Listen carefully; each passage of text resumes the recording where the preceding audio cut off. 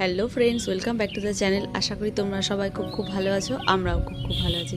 আর চলে এসেছি তোমাদের কাছে নতুন একটা ব্লগ নিয়ে। আর আমি জানি তোমরা নিজেদেরকে খুব সুন্দরভাবে মেনটেন করছো। আর আজকের ভিডিওটা আমি শেয়ার করব সেটা আমি নিজে ফলো করি। আই হোপ আজকের ভিডিওটা তোমাদের খুব ভালো লাগবে। তো চলো শুরু করা যাক। আর সবার প্রথমে দেখছো আমি একটু স্ট্রেচিং এক্সারসাইজ করে নিচ্ছি। আর এতে আমাদের বডির ব্লাড সার্কুলেশন বেড়ে যায়। তো আমাদের এটাই দরকার যে মেন ওয়ার্কআউট করার আগে আমাদের বডিটা একটু গরম করে নেওয়া দরকার। তো তোমাদের কাছে একটা কথা বলতে চাই যে এখন আমি যতটা ফিট আছি না, তো এতটা ফিট 5-6 বছর আগে ছিলাম না। মানে আমার কোমরে প্রচণ্ড পেন হতো।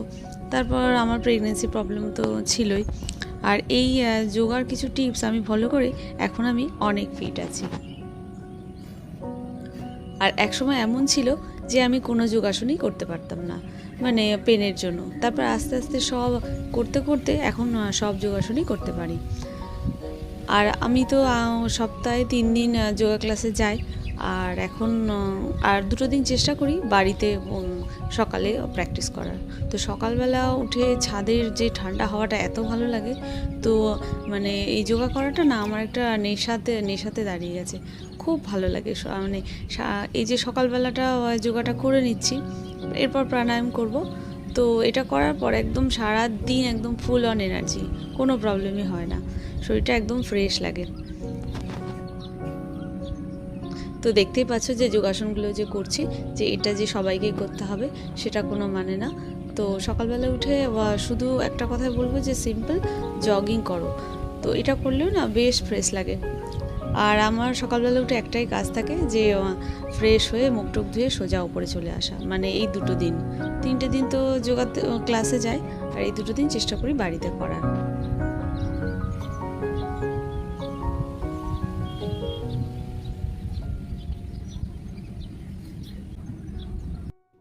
তো দেখো এই যে যোগাসনটা আমি করছি, তো এটা হলো বৃক্ষাসন। তো এটা করলে মনের একাগ্রতা বাড়ে। আর এখন যেটা করছি সেটা হলো মৎস্যাসন। তো ওটা করলে ডাইজেস্টিভ ক্ষমতা বাড়ে। আর একটা কথা সবসময় খেয়াল রাখা দরকার যে সব ব্যায়াম কিন্তু সবার জন্য সমান নয়। তো একজনের মানে সব মানুষের শরীরে সমান হয় না। তো যা রোগ অনুযায়ী সবসময় যোগব্যায়াম করতে হয়।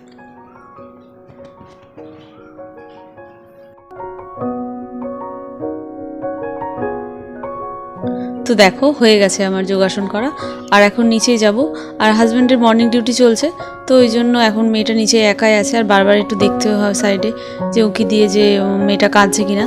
আর আমার মেয়ে ঘুমের ঘরে বারবার কেঁদে ওঠে, কিছু এটা স্বপ্ন দেখে হয়তো।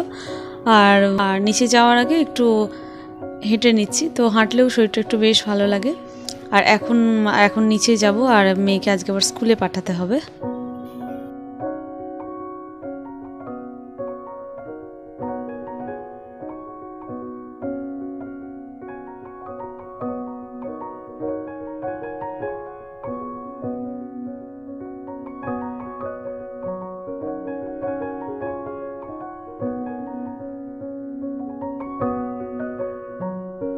তো পাশের রুমে চলে এলাম। তার পাশের রুমে জানালাগুলো দেয়াই থাকে, তো ওই জন্য একটু খুলে দিলাম। আর এত ঠান্ডা, সুন্দর ঠান্ডা হাওয়া দিচ্ছে। তার চারপাশে সবুজে সবুজ। আর আমাদের বাড়িতে অনেক গাছ আছে। আর এই সকালবেলাটা না আমি 4:30 নাগাদ অ্যালার্ম দিই। তো সেই অ্যালার্ম স্নোজ করে করে করে সেই 5টা 10-15 নাগাদ উঠি। তো সকালবেলা উঠলে না এগুলো খুব ভালো দেখা যায়। আর মেয়েটা এখনও ঘুমোচ্ছে। তো দেখলাম এখন 6টা 15-20 মতো বাজে। তো ওদের স্কুল 8টা থেকে। তাই ওই জন্য এই গাছগুলো মানে ঠিক করাই হচ্ছে না। দেখলাম হালকা ঠান্ডা একটু বৃষ্টিতে হচ্ছে, তো ওই জন্য। আর আমাদের ওপরের ঘর এত গরম, তো গরমে এই গাছটা নষ্ট হয়ে গেছে। তো আলাদা করে হালকা চারা নিয়ে তো নতুন করে এই গাছটা আবার সেট করে দিলাম। আর অনেক দিন ধরেই ভাবছি যে টেবিলের এই কভারটা চেঞ্জ করব। তো ওই জন্য ভাবছি যে তাহলে এখনও টাইম আছে হাতে, এগুলো চেঞ্জ করে নিয়ে তারপরে মেয়েকে ডাকবো।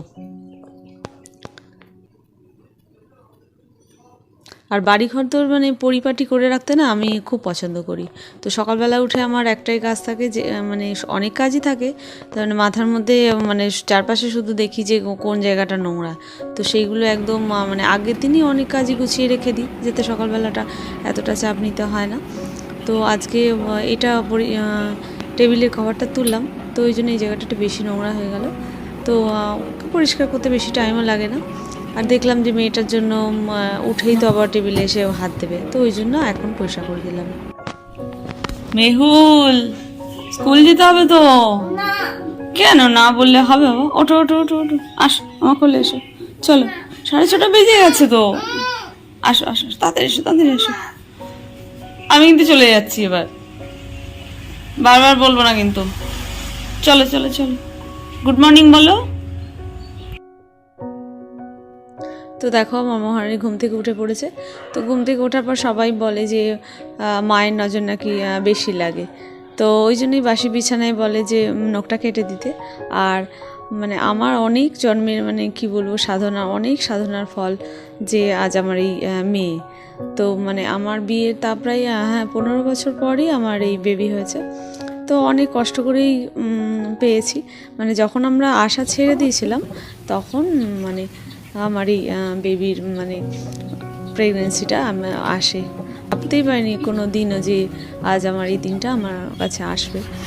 তো চলো সকালবেলা উঠে না আমি ওকে আগে বাসি জামা কাপড়টা ছাড়িয়ে ফেলি, নিয়ে ওর খাওয়া দাওয়া হয়ে গেছে, তো সেটা আর ভিডিও করিনি। তো খাওয়া দাওয়া হয়ে গেছে, খাওয়া দাওয়ার পর না ও ইয়ে করে মানে হাগিসে পটি করে, পটি প্যানে পটি করে না, তো ওই জন্য হাগিস পরিয়ে দিয়েছি। তো কে করছে আর ওই আমার পেছনে লাগছে। তো এই সুযোগে আমি একটু বেড কভারটাও পাল্টে দিলাম।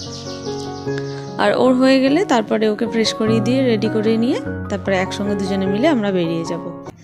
আর এই যে দেখো মেয়েকে রেডি করছি। তো মেয়ে তো সেই মানে এত দুষ্টু, মানে আমি বিছানাটা দেখো একটু আগে গুছিয়ে গেলাম আর কি করেছে এসে দেখি। তো ওকে আবার বললে না যে যে গুছিয়ে রাখো, ও খুব সুন্দর আবার গুছিয়ে রাখে, মানে কথা শুনে আবার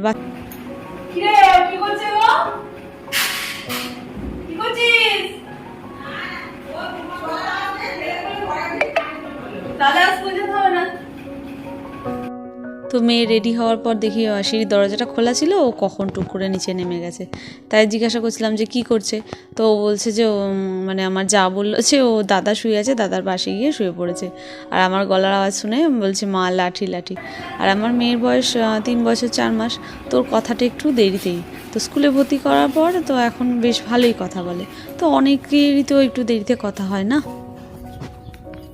তো দেখো মেয়েকে স্কুল থেকে দিয়ে এসে ভাবছি যে মানে অনেক দিন ধরে স্কিনের কিছু করা হয়নি, আর আজকে তো যোগা যাবো না, ওই জন্য সকালবেলা যোগাটা ছাদে করে ফেললাম।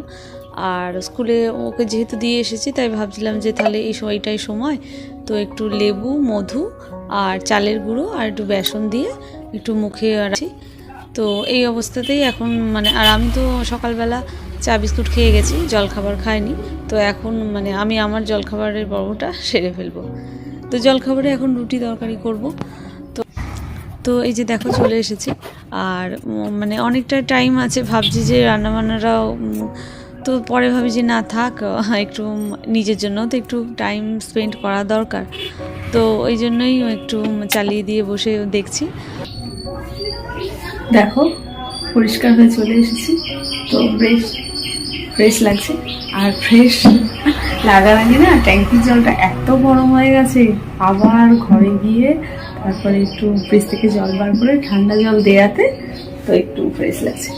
তো অনেকটা ট্যান পড়েছে, তো টেনশন তো থাকেই, তো আমার আবার বিনা কারণেই আমি টেনশন করি, তো ওই জন্যই আর তেমনভাবে ট্রিটমেন্ট করাই হয় না স্কিনের। বাড়ি থেকে যে একটু করবো, এই তো মেয়ে স্কুলে গেছে এইটুকুনি যা টাইম পেলাম, তারপর আবার স্কুল থেকে এসে ওর পেছনে সময় চলে যায়। তো চলো মেয়ে আসার আগে রান্নাবান্নাটা সেরে ফেলি। তো দেখো রান্নাবান্না হয়ে গেছে আর এখন যাচ্ছি মেয়েকে আনতে। তো দেখতে পাচ্ছ স্কিনটা বেশ মানে আমার তো বেশ একটু স্মুদি লাগছে। আর যেহেতু ঘরেরই দেখবি পিওরিটিটা বেশ থাকে, যে মানে ঘরের জিনিস দিয়ে তো এখন মেয়েকে আনতে যাচ্ছি। আর এগুলো একটু বেলায় দিলে ভালো হতো, কিন্তু কিছু করার নেই, আমার এটাই সময়। আর দেখো আজকে মেনুতে কি বানিয়েছি, সবজি দিয়ে ডাল করেছি, আর এখানে আছে কচুরলতি। তো অনেক দিন ধরেই ভাবছি যে কচুরলতিটা করাই হচ্ছে না, তো ওই জন্য করেই ফেললাম। আর এখানে করেছি মুড়ি ঘন্ট। এগুলো তো মেয়ে খাবে না, হাজব্যান্ডও খায় না, আমি একাই খাবো। আর এই মেনুটা আমার প্রত্যেক দিন বাড়িতে হবেই, লাউ দিয়ে মাছের ঝোল। আর উচ্ছেটাও দেখো বেশ কড়া করে ভেজেছি। তো চলো, ভালো লাগলে লাইক অ্যান্ড সাবস্ক্রাইব।